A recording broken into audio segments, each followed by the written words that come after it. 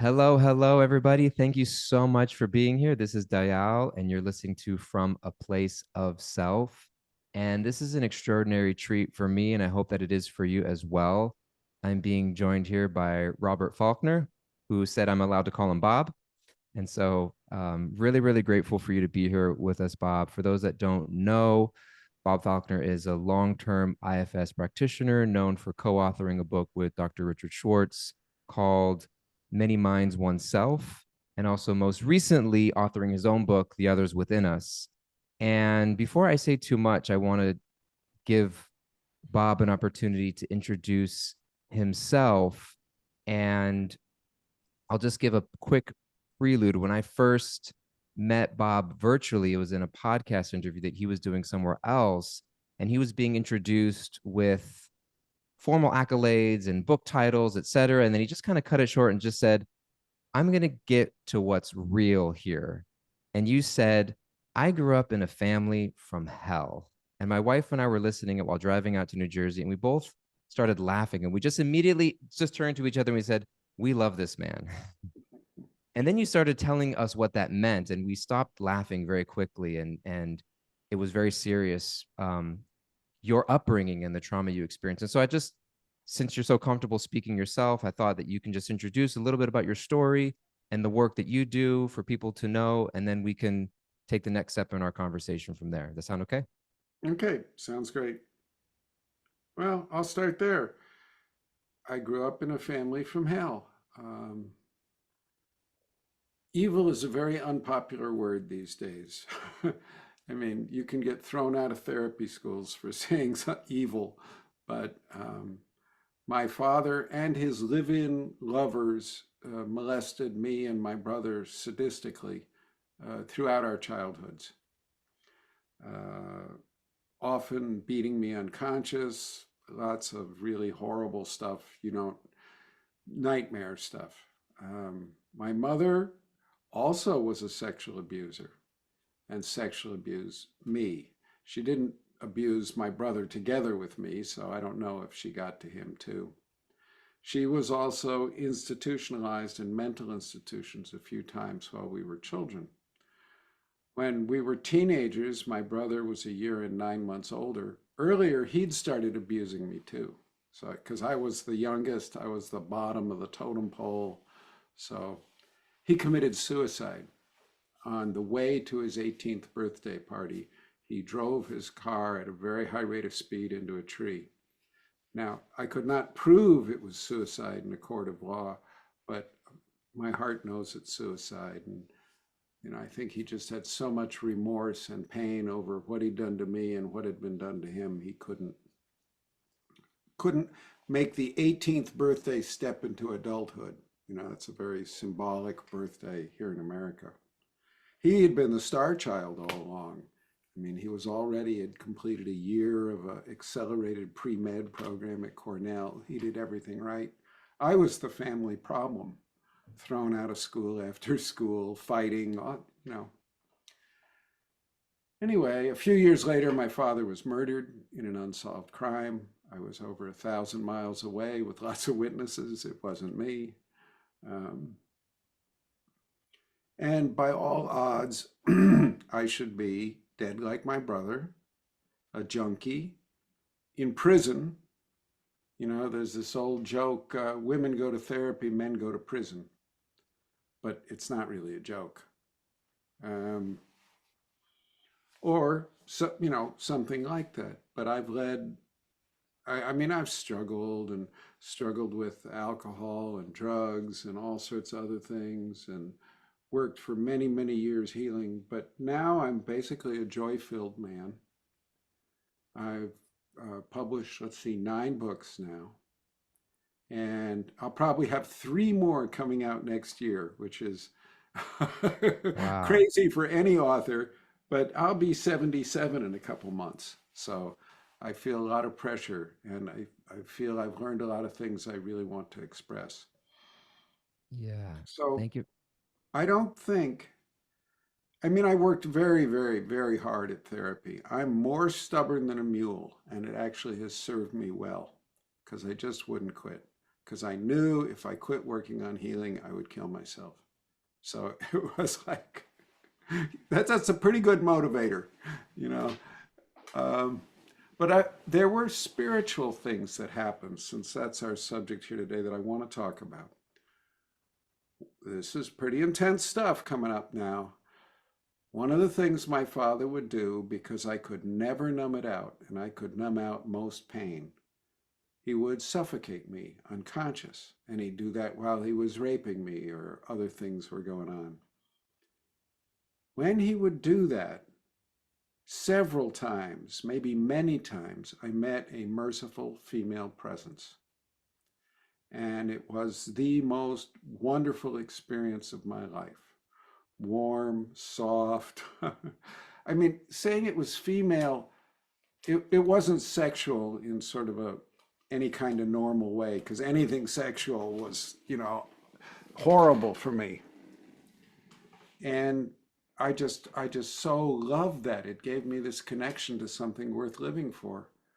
But then after a while, she would keep sending me back, and I didn't want to leave her holding me and go back to being raped and beaten and this family of addiction and violence. So after a while, I cursed her. I said, "I hate you. Don't send me back." And then I didn't see her again for decades and decades. But I think that little taste of that is something that kept me alive. There are a couple other incidents I want to mention where I think spirit peeked into my life. One of them was I'd been a fighter and a bully and thrown out of several schools, and I got into this small religious school in New York, in Manhattan, where I was raised. And at freshman, and this kid hit me with a spitball, and I had him in the coat room, and I picked him up by the lapels, and I had him against the wall, and I was going to start beating him up. And for some reason, I just put him down and brushed the front of him off. And I've never hit anyone in anger since then.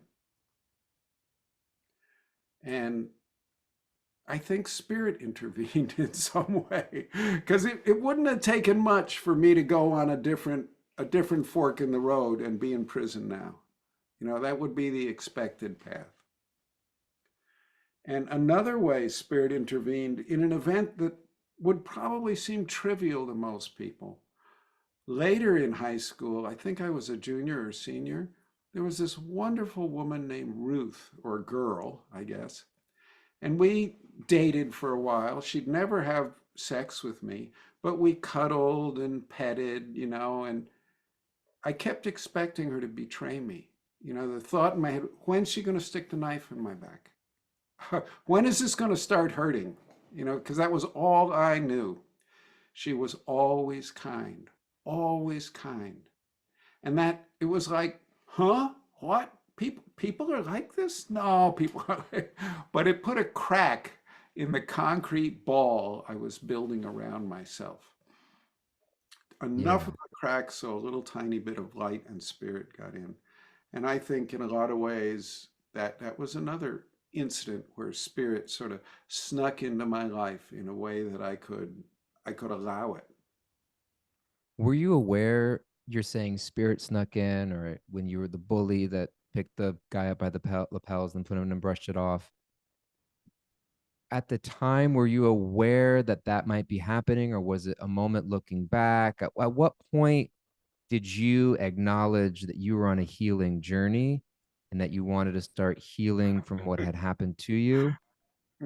My attitude back then was healing journey, that's for weaklings and sissies. To hell with that. I'm going to go get high. I Or, bet. Yeah. you know, play sports or, you know, something like that. I had absolutely no interest in that. The experience being suffocated always was in a whole nother realm that, you know, that it was like, dream realm So is how I, at what point would you say your healing journey began? it's all sorts of levels. I mean, in high school, I was very, very interested in Carl Jung and non-Western religion. So that's the beginning of a healing journey of kinds. And So there was that going on. But in terms of recognizing the abuse, dealing with the trauma, it wasn't until much later in my life, in my late 30s, that I really started in a really focused way. I'd always sort of put that on the back, and I had gotten a master's degree and a hypnotherapist certificate very early, but I wasn't really doing much with it. I had a different business in construction and real estate, and like to think of myself as sort of a man's man, out there building stuff with a hammer, you know, Mm. and Ha- so but I had an injury when I was in my late 30s. I couldn't do the construction work anymore. And the other thing I would do is I would play tennis tournaments all the time. Those were my worlds, and they were both shut off to me overnight. because of an And injury. yeah, and I think that's when my real healing journey began because Wow. I lost, all my friends. It's all gone. Goodbye. And You then, had nothing left then to turn to other than just, everything came loose then. yeah, yeah. And at what point did you discover IFS, and what was that like for you when you incorporated that into your journey? Not until quite late, maybe 20 years ago, 25 years ago now, I think. I want to say Okay. something else. My parents and dad always had at least one of his gay lovers, child molester friends living in the house, often several. And mom put up with that, and I didn't know it was weird. But he was a stone alcoholic. I mean, he would have 6 beers every night. That didn't even count as drinking. That's just what he did when he got home. Mom was a binge drinker and prescription pill addict. So it was all this alcoholism. And when I was a teenager in high school, I was a binge drinker and I was on the road to alcoholism. I was a locomotive going downhill very fast into severe alcoholism. But I started taking acid in college, and somehow that completely derailed my desire for alcohol. I mean, it melted the addictive drive, and for quite a few years I didn't drink at all. And then later I drank some, and probably more than I should have sometimes, but it was never that kind of addiction compulsion kind of thing. So, and that's what's kept me so interested in the role of psychedelics in healing, which I still deeply, deeply believe in. Yeah. So I One of didn't, yeah, most of the I'd completely shut off most of the memories of my childhood. Just packed them away. That's gone.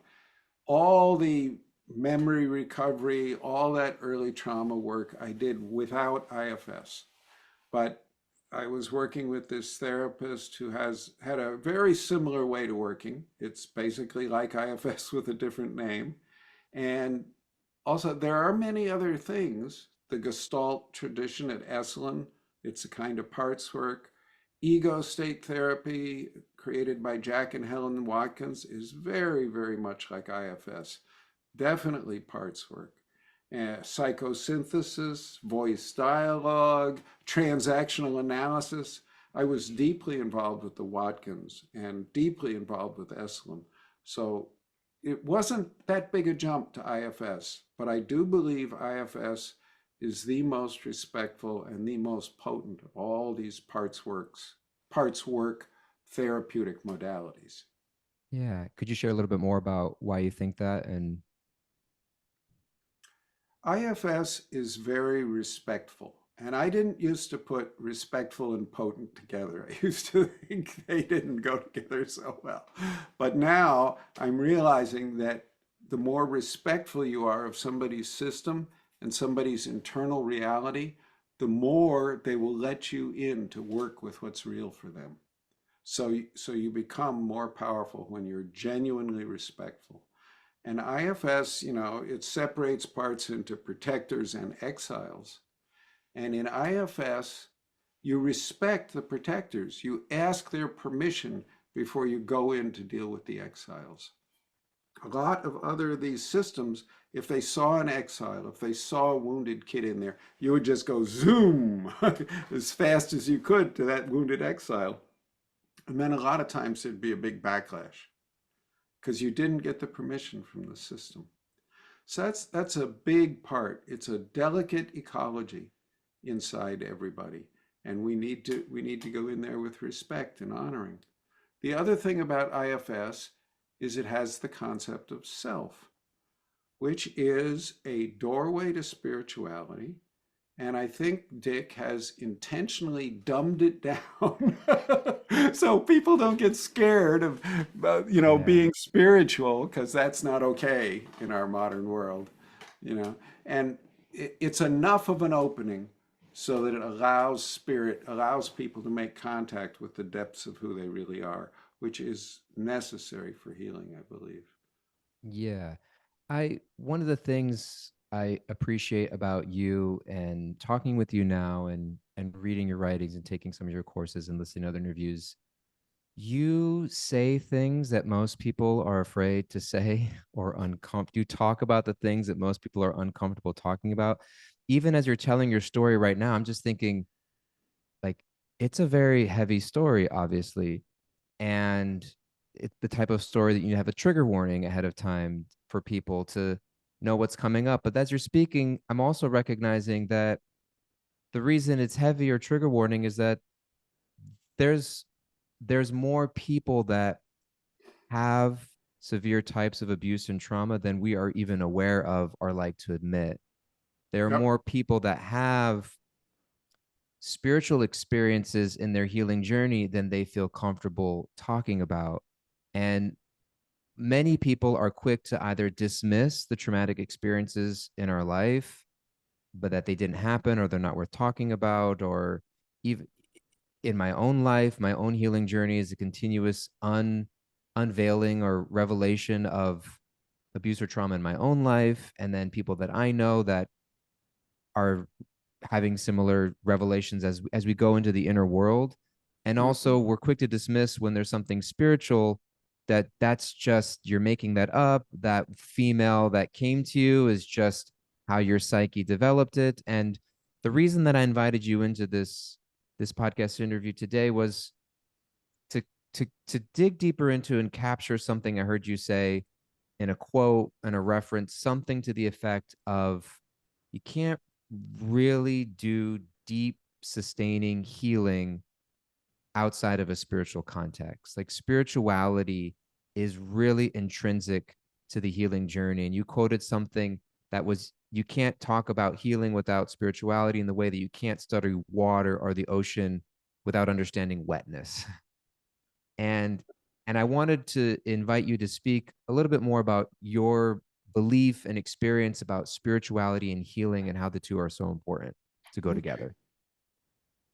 Well, let me talk a little bit about the 12 steps because they're wonderful. They are the best treatment we've got for addictions right now, even though academia continually tries to deny it. I remember this article from this Harvard professor. He just couldn't admit that a room full of drunks got better results treating alcoholics than he did with all his degrees and books. But it's true. If you take an unbiased look at all the studies, they show that. I I think the main reason for this, I shouldn't enjoy this. It's not nice of me, but I do.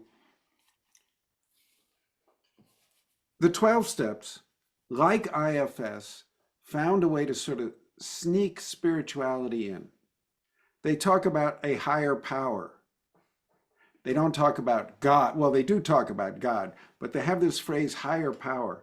So even people who want to vomit when they hear the word God or spirit, there's something that can crack the door open a little bit for them. And I've been involved a lot, especially in Al Anon and ACA, Adult Children of Alcoholics, and other 12 step groups. And when people just can't get this, we have to find something bigger than ourselves to base our life on, or we're gonna have a big mess. And I I don't think it matters that much what it is. It could be almost any variety. Um, but one thing I would do is I would take people I was sponsoring down to the beach, and isn't the ocean beautiful? Now, which one's bigger, you or the ocean? Or into a forest. Who's bigger? Who contains who here? Do you contain the forest? We need that. We need something bigger than us. If we're just stuck in our little small world, we're in big trouble when we're hit by these huge waves. Yeah, I want to pause and capture that because that's powerful and just reflect it back for a moment that spirituality as a part of our healing journey is that it requires something bigger than ourselves. And we get caught up in how we define that, how we refer to that, the names we get, et cetera. And that sort of leans into my next question, which is why do you think there's so much resistance to spirituality in the therapeutic world? And how can we help that become more accepted? Why is it why do words like woohoo and whatever get associated when we talk about spiritual experiences? Hmm. First, I want to say this is very, very rare in the history of the world. It's only in the past 400 or 500 years, probably since about the time of the Reformation, Counter-Reformation, and it's only in Europe, and it's only in the upper crust, the self-proclaimed elite of Europe, who have these belief structures. Everybody else knows this stuff is real. When you say these belief structures, you mean the The belief resistance to that spirituality is spirituality? garbage. Yeah. Yeah, The belief that that's all BS. yeah, And it's very much that has become an ideology, which is in itself a religion. I think it's an amazingly poisonous one. Very often they call themselves rationalists, materialists, something like that. Very often these people point their bony fingers and say, but look at all the damage that's been done in the name of religion. And they should use a mirror. Look at what this materialism, the damage it's done. Mao, Stalin, they hated God. They got rid of that garbage and they murdered tens of millions. The atom bomb, for an ideology, materialism is probably the most destructive we've ever had. So stop pointing your bony finger at stupid things religious people have done. wow, I want to have a. I have to laugh about this because it's profoundly tragic. yeah, You know, what we need the most to heal is declared to be garbage, useless, and we're therapists are told not to. You know, yeah. Could, don't let that into the therapy room. Basically, could you it's getting talk more better. about that statement is powerful. What we need most to heal oftentimes is referred to as garbage or pushed out of the textbooks, et cetera. So can you just talk more about that statement? What do we need most to heal and how it's Connection to pushed out something and bigger why? than our connection to something bigger than ourselves. How do people And get that connection? Or what are your doorways to that connection? Or how did you okay, find it? it's a really good question. In IFS, the self is this doorway. Dick found that when working with people, and Dick wasn't the only inventor of IFS, he gets all the credit, but there were many, many others who contributed really important parts. Were made up of parts. He would start having dialogues with these parts and negotiate with them and get them all to cooperate more and fight less. And the model of healing in IFS is almost everybody walking around the streets is in a state of internal civil war. And most of their creative energies go into fighting themselves. And the model is not to put all this in a blender and make a mush. The model is to help them cooperate so they become like a great orchestra or a really wonderful sports team or some, whatever your model of human creative cooperation is. So we worked with all these parts. And then Dick realized almost everybody he worked with, they said, oh, that's not a part. That's something different. That's who I really am. And he came to call this the self with a capital S. Other systems have called this the real self. There's all sorts of names for it, but it's found all over the planet in almost every religious tradition and philosophical tradition. And Dick characterized it by 8 C's: curious, compassionate, creative, calm, connected, clear. I missed one or two. There's I always always one or do. two we miss. Yeah. Anyway, so this is actually a doorway to something larger than ourselves. And he says you can view this self as sort of like a quantum thing. It's both a particle and a wave. As a particle, it's our self, but it connects to something vast. And he even said a few times now he thinks there may only be one self, you know, that it actually can open us to these big worlds. And it's about creating a relationship between all the parts and that self energy. That's where healing occurs. So that's a doorway to spirit, which is dumbed down enough and made plain enough so that really hardcore materialists can accept it. Yeah. Could you explain a little bit how you see it or how we can see it as a doorway? So there's a concept that you're explaining, which I ascribe to and I recognize and share with others. How do people practically walk through that doorway or connect to that doorway or find that doorway? Okay, that's a great question. The basic answer is you don't need to go to a gym and build up self muscle. It's not like that at all. And there are all these practices that try and help people do that. I don't think they're very helpful. What we do is we find all the parts who don't want that. And we befriend them and find out why they don't want that, what they're afraid might happen if they were really flooded with this warm, powerful energy of self, all their fears. So we respect all the parts who are saying no. We don't try and build up muscles and overpower them. And this is called unblending in IFS. In most religious traditions, this is called kenosis or kenotic spirituality. It's about working with the parts who are afraid of this kind of vast, deep experience and or hate this kind of vast, deep experience, whatever problem they have, in a respectful way, and helping them deal with their fears and anger and all the ways this kind of very tender, intimate connection has been denied or misused and all of that. And I Yeah. think it seems like you got this goal, you want this connection to spirit up here, to self. And it seems like we're going off course to go over here and deal with everybody who doesn't want it. But it's actually the quickest route by far, I believe. And I think Yeah. I think Carl Jung said this. In the inner world, the shortest distance between 2 points is not usually a straight line. Most often it's a curve, very often a circle, where you have to circumambulate what you're moving towards in a spiral. So I think that Yeah. very much describes this kind of kenotic practice. We find every part of a person that doesn't want these kinds of experiences. I Yeah. think there's an Could you share a little bit incredible, more? let me Go just go ahead, on. please.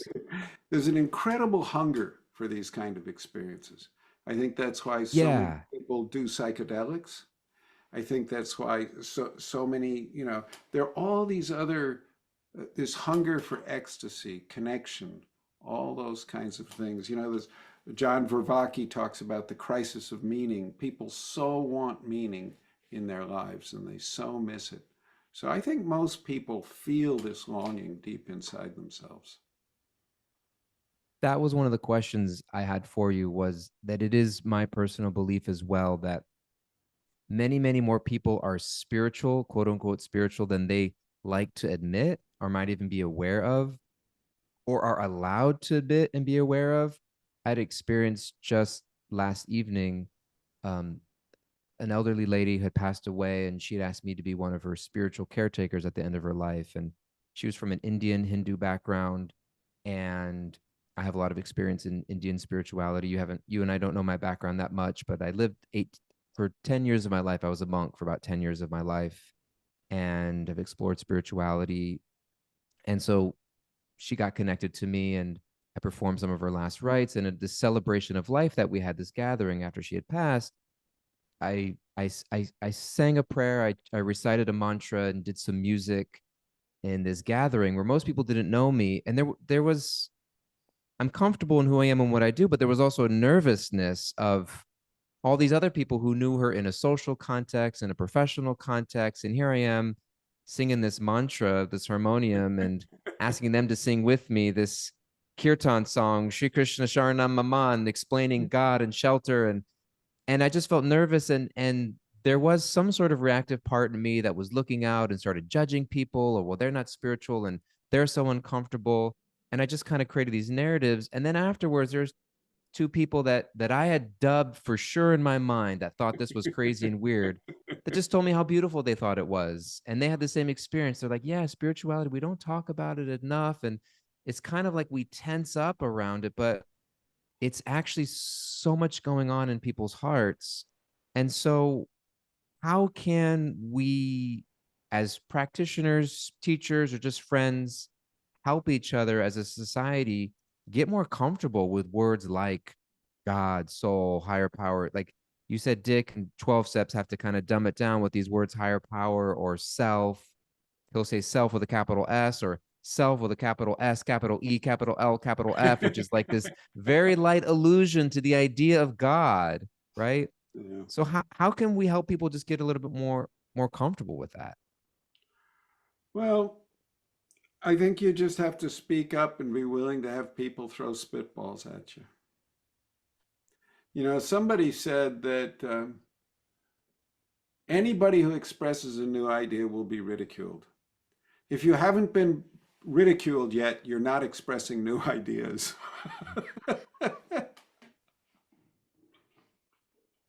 So I have been ridiculed. Yeah, I was going to ask if you wanted to share a little bit about your own journey specifically, because as I mentioned, you co-authored a foundational book long ago with Dick, and you've been an IFS teacher and co-facilitator, and you've mentioned how even that's kind of ruptured a little bit of your friendship at the time by speaking up about something that you felt was so critical to this work, was identifying spirituality and spiritual entities that can come into spiritual work outside of Mhm. people's systems. Um, Yeah. and Okay. so, would you be okay to share a little bit about your Sure. experience with that Sure. and the I, courage I it's asked you taken to you? I asked you to ask me the hardest questions you could think of. That makes it interesting. Um, Thank you for the invitation. um, yeah. Besides parts and self, sometimes people encounter stuff when they're exploring their subjectivity, their inner world, that is not part of them. And that really freaks people out. I mean, this parts and self stuff's weird enough, but you mean there's stuff inside of me that's not part of me? And the way I usually introduce this is, well, there's legacy burdens, and those there's hard science evidence for. The whole science of epigenetics shows how things that happen to our parents can, and ancestors, not just parents, grandparents, great grandparents, way back, can have direct effects in who and how we are. And a woman named Rachel Yehuda has done over 500 studies of Holocaust survivor descendants. And their brain chemistry is different. I mean, even if they don't know anything about the Holocaust, you know, and they obviously were never there, like grandchildren and stuff. So that's got hard science behind it. That's stuff that's not part of a person's lifetime, own personal experience that has huge effects on who they are, how they feel, and how they can move in the world. There are also other things in there. In IFS, they're called unattached burdens, which I think is a truly unfortunate name. But, and I also have a little bit of graduate work in anthropology. This is what spirit possession has been talking about for thousands of years. Now, I hear the ridicule. Do I hear any cat calls yet? Let me We do put not have it a live audience, so we're safe. Yeah. Let me put it this way for the material, right? And you should be skeptical. That's great to have skeptical parts. There is a basic biopsychological dynamic that occurs in pretty much Every culture we have records of, it's one of the widest spread cultural traits. In every era of history we have records of. And it can have profound effects on people for good or ill. The metaphor usually used to describe this is spirit possession. It doesn't matter what metaphor we use, but it's really worthy of study. It's pervasive and powerful. And ignoring it is stupid and willfully blind. Not that I'm judgmental or anything. Uh, could you? I'm going to press you a little bit more on this on a personal level, and ask you to speak about your personal experience of getting to a point of recognizing I want to speak up about something and receiving the spitballs and the courage it required of you and the cost and the sacrifice of your journey, because you're saying that we need to speak up about this, and I think that are the you're the champion of that idea. So you have spoken up, you have received the spitballs, and I remember you were telling a story of a lady in Pakistan that you were working with, and you asked her to speak up, and she's like, "I can't. I'll lose my license. I'm a nurse. I'm a doctor." And then she told you to Yeah. write your book, and you said, "I'm a 70-year-old man. I got nothing to lose. Let me just go for it." Yeah. But still, no, you still at cost. Yeah. And so I'm curious if you speak about the personal experience for you to speak up about things that you feel you'll get criticized for, judged Okay. for. It first came up around childhood sexual abuse. Most people don't remember this because it's sort of been obliterated from recent history. In the late 1960s, the existence of childhood sexual abuse was denied completely by the official therapeutic community. There was a textbook of psychiatry published in the late 1960s that said incest happens less than 1 in a million families, and when it does happen, it's often good for the child. That was a major textbook of psychiatry. So, dealing with my own history of childhood sexual abuse, at the time in the 70s and 80s, this was a revolution. It was led by grassroots therapists, and actually, one of the best leaders was a woman poet who led writing groups for women. And they would write about being abused as children because no therapist would listen to them. So it came up from grassroots. The powers that be all resisted this. They went, no, no, no, that's crazy. That's it was really hideous and ugly. And I was one of the very first men, because it was led by women. Women were the pathfinders here. I was one of the very first men to get up in public and say I was sexually abused. And it's had life-changing horrible effects on me. And to talk about it and to try and raise awareness and money. And, that's when I started editing books in this field. And so I did that, and I got a lot of, you know, people rolling their eyes. But then after one of those talks, people would come up to me in the hall and sort of whisper, "Me too, Bob. I never could tell anybody, and I remember one guy talking to me like that, and he saw someone coming down the hall, seeing him talking to me, and he just turned and walked away. So So it's a this isn't familiar even role, spirituality. This is just recognizing physical phenomena sexually. happening in a person's life that then was just denied, not accepted. If you raised your hand and said, "Not, I believe in God, I'm a spirit soul, spirituality, part of healing," No, just it's just I I was was abused as a tragically kid. sexually abused, people would say, "What are It you was talking about?" denied. It's And all denied. the psychiatrists and therapy schools denied it. Another thing that's conveniently forgotten by the powers that be is that all the major schools resisted the diagnosis of PTSD and denied it tooth and claw. The only reason PTSD was finally admitted into the DSM was because there were Vietnam veterans rap groups. Those guys all knew it existed. They knew it. They'd talk about it, but none of the therapists. They got one psychiatrist on their side. They went to Washington and put political pressure on the universities. That's the only reason PTSD got recognized. And now those very same universities are going around being the trauma experts. Well, I'm really glad they're finally seeing the light. It would be nice if they would maybe apologize and recognize the damage they did, but I don't think that's ever going to happen, frankly. So Yeah. I'm sort of familiar with this role. And then when it came into this stuff about unattached burdens, AKA spirit possession, um, it was, gosh, oh, I'm back in this position again. Yeah. Let me tell At that what story about Yeah, that please go ahead, tell a story. woman you mentioned, the Pakistani psychiatrist I'll say Boston. It wasn't Boston because she doesn't want to be identified. I had a case where it was really clear there was something like this in a person. I really wanted to ignore it. I mean, oh man, I've got my position. I'm like this trauma therapist, male survivor. Don't mess with me. And I was in my early 60s then, I think, about. But this woman told me after I helped her get this thing out, she said, Bob, you're the first. When I tried to tell people about this before, they put me in a mental institution, gave me electroshocks and injections. You're the first human being to ever believe me, and you've changed my life. And I thought, I can't ignore this.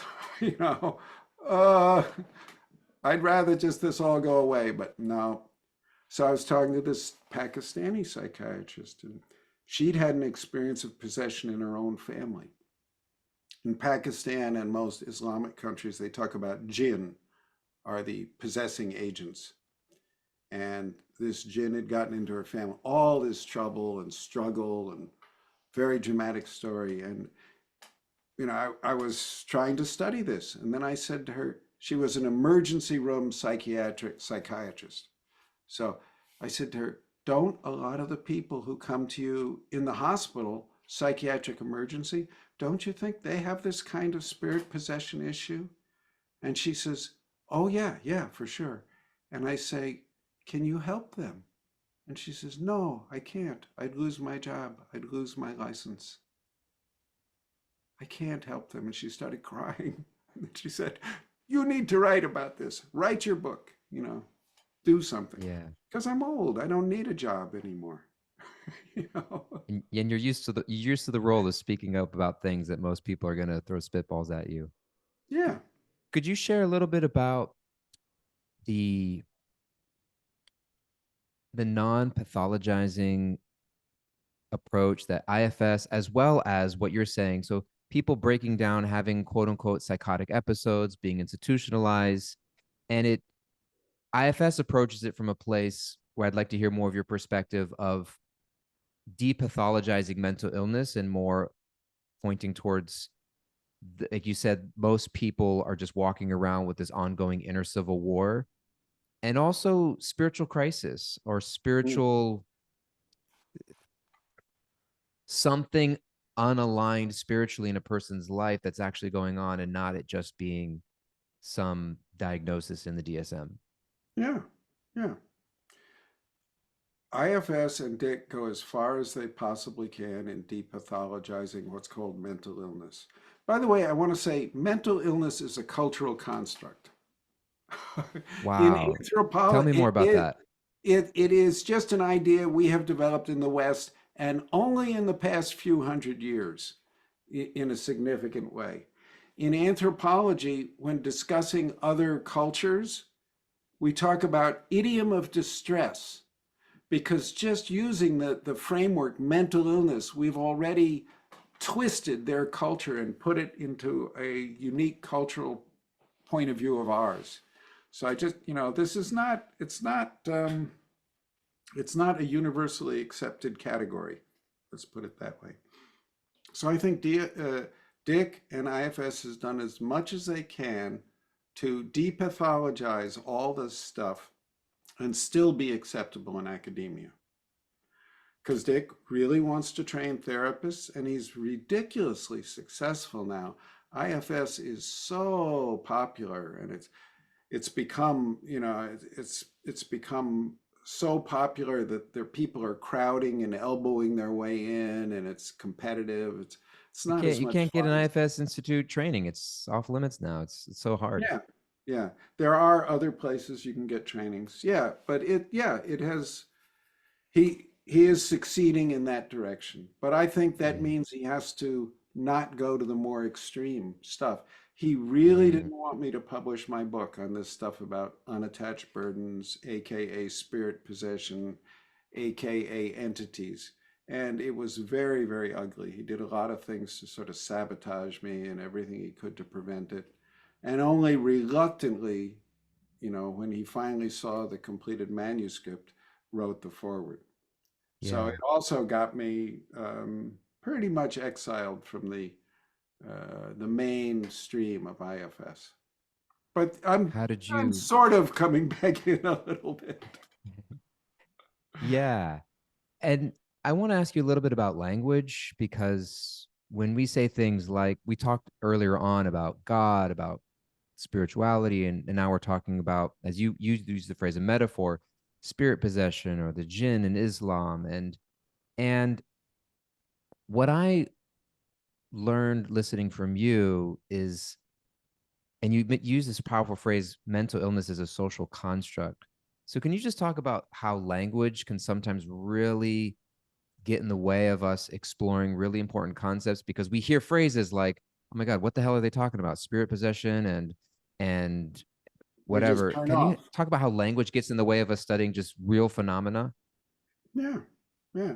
I try to learn whatever my client's language is, whatever his metaphor Mm, system, belief structure, um, and the modern quote skeptical materialist worldview is an ideology. It functions as a religion, and it's a pretty toxic one. I want to give you one example that I really like. Two young people, one in San Mateo, California, and one in Thailand, both have florid psychotic episodes. The young guy, they're both institutionalized and they're both medicated to be stabilized again. The young guy gets out here in California, gets out of, they're letting him out of the institution, and he goes to the Western shaman in his white coat with his stethoscope, the psychiatrist. And the psychiatrist says to him, "Sorry, your brain is broken. These experiences you just had, which are the most visionary and emotionally powerful of your whole life, they're just garbage. They're completely meaningless. They're the products of a broken brain. Don't don't think about them at all. Um, your condition's incurable. Not we can't cure you. The condition is incurable, and you're going to have to take these horrible meds that will turn your brain into a jellyfish in about a decade. Sorry, expect a miserable life." The woman in Thailand, she gets out of the mental institution. She goes back to her village and she's told, "Oh, you've been given a very difficult and demanding life. You are on the front lines of the cosmic battle between good and evil. If you fight well and bravely, you can help many around you and you can have a very deep and important life." And she goes on to explore all the visions and extreme emotions she had. She turns and she starts helping other people who are having these similar kinds of experiences, and her life becomes rich and she's helpful to her culture. They both continue to have florid psychotic episodes and need to be rehospitalized and have more meds. Now, I'm just Bob, old Bob out here in California. I don't know about cosmic battles between good and evil. That's not my department. But I think I can reasonably say which one of these two people has a better life for themselves and for all the people around them. yeah. What is your personal spiritual beliefs? You talk about using the language of your clients, and you're just Bob in California that doesn't know about the cosmic battle between good and evil. What are your personal spiritual beliefs that you feel are Okay, true for you? I think there is something bigger than us. We are not the top of the heap. which is really good news, I think, considering how the humans have been behaving lately. Um, how to put this? Well, I'm going to mention two ideologies. One is Neoplatonic. Now, the Neoplatonists, Iamblichus, Porphyry, Plotinus, there's a whole bunch of them. They never called themselves that. They just called themselves Platonists. Most of them lived like 1 to 400 AD throughout the Roman Empire. They developed a word, I believe, by the way, they are the native Western shamanic tradition. They do all the stuff. We don't have to go to other cultures to find a shamanic tradition. We just have to look at ours with fresh eyes. Anyway, they developed this worldview that there's us humans, and then there's this realm they call the daimonic. It doesn't mean demon. It just means beings who are sort of divine. A lot of these are heroes who died. Others are all kinds of stuff. They're not great big gods like the Olympic gods, but they're powerful. And that we above that is something they call the nous, which is like the realm of Platonic ideas and stuff. And above that is the one. Now, for us down here, that the one stuff doesn't matter too much. What we need to learn how to do is develop good relationships with beings in this daimonic realm. And their spirituality was very much relational and interactive. They would develop personal relationships with these spirit beings. Socrates, for example, had a daimon who he talked to his entire life. And this is so ironic. The basis of Western philosophy is a man who talked to a spirit his whole life and made all his major decisions on the basis of what the spirit told him to do. If you were a cosmic humorist, you couldn't do better than this. And that's documented out the wazoo. So I just want to go back to this idea of the daimonic and something above it, and that spirituality, practical spirituality, and I'm a very practical guy. I want to know what's going to help relieve my suffering and the suffering of people in front of me. Let's look at the Yoruba in Africa, very important religious tradition. They had this same idea. There's us humans, there's this daimonic realm, and then there's gods above it that are so remote we can't really interact with them. They added to the Platonic, Neoplatonic daimonic realm, ancestors.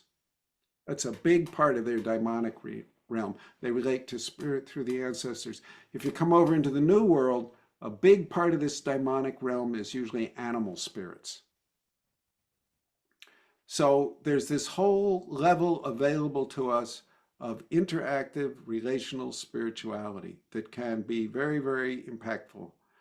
And I think most of the time, it's a big mistake for people to try and jump over this, to some kind of non-dual unitive experience. It's so that I I want to have a capture that personal real quick. I just want to relationship. Yeah. Yeah, I want to capture that real quick, and I think you're about to do it yourself. Is we kind of this idea of oneness, or we're just kind of all part of this one big being, oversteps the important immediate action of building relationship with some Yep. sort of spiritual entities, force. I'm getting two thumbs up from you. Cool, got it. Yeah. Relational, interactive. Those would be the big words. There's a guy named Rick Yeah, Strassman at the University of New Mexico, a real pioneer of research with DMT, and he was a Zen Buddhist. He expected DMT would produce some kind of Satori kind of, unitive, featureless enlightenment state. It didn't. It produced this interactive, relational way of being with these entities people met in the DMT space. And yeah, he kept talking about this in his Zendo, and they got so annoyed with him, they eventually threw him out. This was unacceptable kind of spirituality, which is a sad commentary on the state of Buddhism or some kinds of Buddhism in America. I think, this is like where your feet meet the ground. And I have a Yeah. personal relationship with a spiritual being that I work diligently to maintain, and I'm able to hear its voice. Not long ago, people would have locked me up for hearing a voice. I hear this voice, and it's smarter than I am. so I keep listening. Yeah. I'm Yeah. I actually want to I working want to on give a a quick book. reference. Okay. Oh, go ahead. Sorry. I'm actually No, go ahead. working Finish on a it. Finish book up. now because I've been writing dialogues with spirit for more than a decade, I think. And I'm summarizing Wow. these dialogues to because Well, it's very let me interactive. know when the pre-order is ready. Okay. Yeah. I want to give a quick reference on that, and then I wanted to shift gears to more of what you talked about being a practical person with spirituality. Elizabeth Gilbert, the author, gives a reference. She has a really popular TED talk about the idea of geniuses, not geniuses being a smart person, but people that we refer to as genius having their genius, like a creative genius, because you gave the Hmm. reference of Socrates, like a Hmm. muse, basically, that would Yeah. come and visit you. And some people would have this incredible stroke of creative genius, and people are like, do it again. And they would say, I can't because that wasn't me. And she tells the story of these North African artists, theatrical performers, these desert performers, I forget the exact cultural and time period, but they would have these performances, and every now and then there would be this almost semi-transcendent performance where people recognize that like spirit was flowing through them in a way that couldn't be denied. And they would point and they would say, Allah, Allah, Allah, Allah, Allah, Allah, like Hmm. God is flowing through them. And gradually, as that northern kind of Islamic influence traveled into Spain, it became adopted when something that people appreciated in the artistic world, they would say, ole, ole, ole. And people don't realize where that's coming from. That when you see a Oh, transcendent performance, you say, ole, ole, ole. yeah. You don't, I would watch, Speedy Gonzalez cartoons when I was a kid, and you would hear ole, ole, ole. You have no idea what we're talking about. But there's a spiritual root where people are saying, Allah, Allah, Allah. God is flowing through them. And Oh, so as you were speaking that with Socrates, I was thinking how much has Western thought as a religion just dominated the field in which what we determine is acceptable or not acceptable. yeah. And it sounds like that you've really addressed that and cracked that, and are trying to make more people aware of it. Yeah. I want to say that the religious power structures are also, they don't like this stuff. They want you to have to Yeah. go through them to contact spirit. They don't like this idea of people contacting spirit on their own. I believe that the witchcraft craze, when they started killing off and burning all these witches, that was actually a fairly well organized attempt to wipe out the last vestiges of the native European shamanism. And it worked Mm, pretty well, sadly. It only worked in mm. Central Europe. Far Eastern Europe, not so much. And like in Ireland and Northern Scotland, not so much. They sort of escaped. But it blasted away the remains of this. Each person has their own capability of connecting to the divine, and it inspires them profoundly. I want to tell one more Yeah. story. I know I obviously could talk about this for a long Well, time. we're gonna have to have a part two. Okay. Um, One kind of client I get fairly often, and I only see people once or twice now because I really want to write all these books that are bulging, trying to come out of me, is young people who are having spiritual or psychic experiences who can't talk about them anywhere. For example, I had this one young woman in Ohio who was going to a therapist, and she said, Bob, I can't tell my therapist what's really happening because I know they'd think I was crazy. When I walk down the streets, I see the spirits of the dead people who lived here before. And they often tell me stuff about their relatives and other stuff like that. And I just reassured her, yeah, many people throughout history have had experiences like this. our culture is probably the worst ever on the history of the planet in terms of providing a container that can receive these kinds of transcendent experiences. I'm so sorry. There's nothing wrong with you or your brain. These, this is a very difficult blessing. If you can hold it well, it can flower in your life in a very, very beautiful way. And very often it just Yeah. takes just sort of this recognition to change a life path. And that's one reason why I Yeah. keep getting up here and saying stuff and getting laughed at. Yeah. Well, I want to thank you for sharing that story because I think it brings us to a really great place as we start to move towards the end here, which is where I wanted to shift was we talked about a blessing that if people can hold space for, it can flower. And a big personal part of my mission in life, like I said, I've been on a spiritual path. I lived in a monastery for many years and I teach and I try to share spirituality, but then there's also it can feel in many ways like a double life. You kind of have your spiritual self and then you go out into the world and you have to present yourself in a quote unquote normal way. And then how do you present that to other people and cross those boundaries? And I've always known that spirituality and trauma healing are my passions, is because the way that in my own journey. And I want to make it more comfortable for people to access their own connection to spirit, whatever that looks like. Yeah, whatever 12 that. steps. I spent several years in Al Anon and ACOA, familiar with the 12 steps, changed my life, saved my life in many ways. The idea of God being so intricate into the program, people being able to even get comfortable with prayer or using the word God or spirit. And so, can you, as we sort of end this conversation, speak a little bit more about the the sort of the hopeful aspect of a society or people who can build that personal relationship with a benevolent higher power or spirit, and what they can do to help foster that, small steps that they can take. Not everyone's going to go out and find an IFS therapist, or not everyone's going to go and study world cultures, but what can people do to feel less alone, to Hmm. connect with something greater than themselves, and to regularly nurture that in their life and not feel insane about it? Yeah. Well, I think for people like you and me to get up and you know on our hind legs and talk freely about these kind of experiences and how valuable they are, that they are a blessing, and encourage people. If you hear the voice of your grandmother in your head, maybe talk to her. Don't go take a tranquilizer.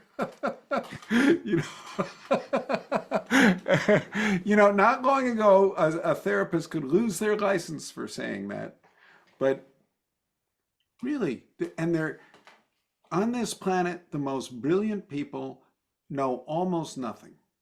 We are in kindergarten at best, and have an open mind. We are unbelievably ignorant. And much of what we know is wrong. We should have an open mind and listen to whatever's in there with a respectful way. Um, yeah, a lot of it's fear. I think there's been a lot of people are been made to be afraid of their own inner worlds, which is a tragedy. One more thing I want to say, you asked about optimism. There are several very prominent intellectuals, John Vervaeke, Bernardo Castro, Patrick Harper, who talk about their own connections to daimons.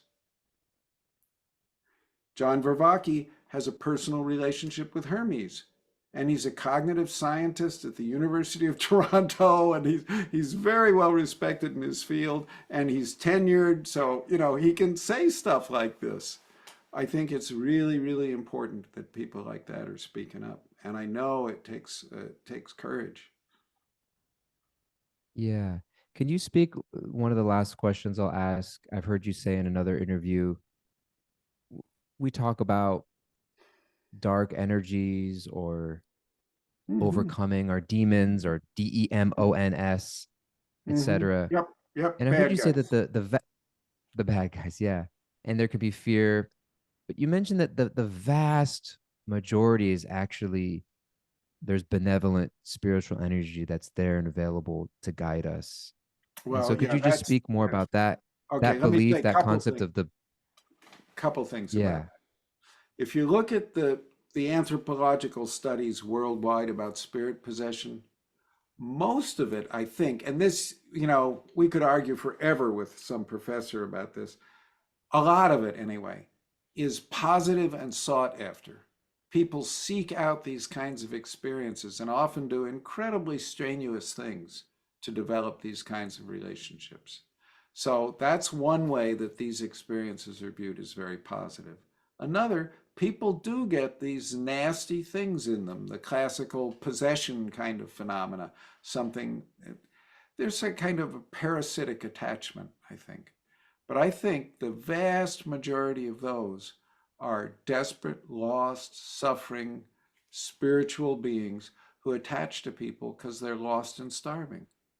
And if we treat them with respect and kindness, we can help them go where they belong, and they won't be trying to be a parasite on the people anymore.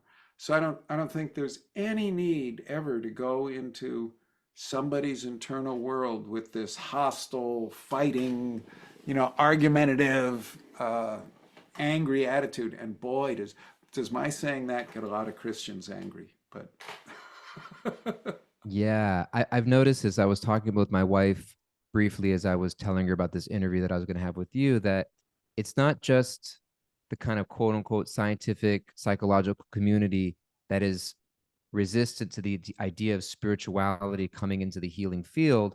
It's also the quote unquote religious, quote unquote spiritual communities and institutions that are afraid of bringing this as well. And so you're kind of facing the battle on both fronts, where you're not scientific enough for certain communities. You're not, there's like a spiritual bypassing that takes place of, you just need to pray and you just need to kind of recognize that God's going to take care of everything, and you don't actually do the inner work and build that relationship. And so it is a battle on both fronts. well, And I want to I I don't I want to try and refuse the battle, you know, and I don't want to get sucked into warfare. I think one of the messages I yeah, get, I talked about my own dialogues with spirit. One of the things spirit tells me over and over again, there are some people who are so obnoxious and violent, if you met them, you might have to kill them. That would be okay. There are some people who are so, whatever word you want to use, the best thing you can do is never interact with them again. However, there is never justification for hate. Never, never, never. Hatred always hurts you, and it never hate. You yeah, might need to kill, but you never need to hate. yeah. Wow. That's maybe leads us where I was thinking to end here, which is, if there was a mantra or a practice or just something that you wanted people to walk away with from today about spirituality, healing, being courageous to explore their inner world, what would it be? That wouldn't be a bad one. Ne- Hatred is never.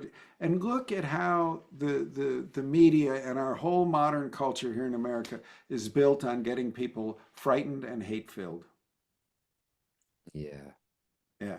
It's domination structures use this to manipulate people. It is never good for you. It doesn't help. It makes yeah, stuff worse. And I would say spend yeah. some time every day contacting your inner world, your parts, any guides or Mm. daimons around. Just spend some time. Be curious about the nature of your subjective universe. I actually think it's bigger than that physical universe out there. Yeah. That's a beautiful place to close, to spend some time with the inner world. Bob, thank you so much for your honesty, for your courage, for your time, for your humor, for your willingness to laugh and to tell your story and your wisdom. I'm extremely grateful for you. Is there any way that people, if they wanted to do follow more of your work or any of your talks or your books that you would recommend? What are ways that people can get more of what you have to offer if they wanted to be in Okay. touch? My website is robertfalconer.us. Uh, Falconer is just the way you'd expect to spell it. Um, the book on this unattached burdens, aka spirit possession, is called The Others Within Us. I do have another one out since then already called When You're Going Through Hell, Keep Going. And it's a book of quotations that have helped me on the way. I will have another book out in May on Emanuel Swedenborg and IFS, and several others on the way. I also published like I think 8 others. Um, and there's lots on the website. There's a YouTube channel, and there's lots of free talks and videos and all sorts of stuff. I also want to mention for those of you who are not licensed therapists, if you want to learn IFS, there's a group called ifsca.ca that gives wonderful trainings. And there's a man, Dr. David Stern in Rhode Island, also gives wonderful trainings to people who are not necessarily licensed therapists. So you can learn the IFS material. Beautiful. Thank you so much, Bob. I appreciate it. We'll put links, all of that, in the descriptions and comments of the podcast here. It's been a real treat for me. I hope that maybe sometime in the future we could have a part two because I feel like it's a conversation worth continuing. Thank you so, so much. Thank you to everyone for listening. And I hope that you have a wonderful rest of your day, evening, wherever you are. And I hope to tune in with you again sometime soon. Bye bye, everyone.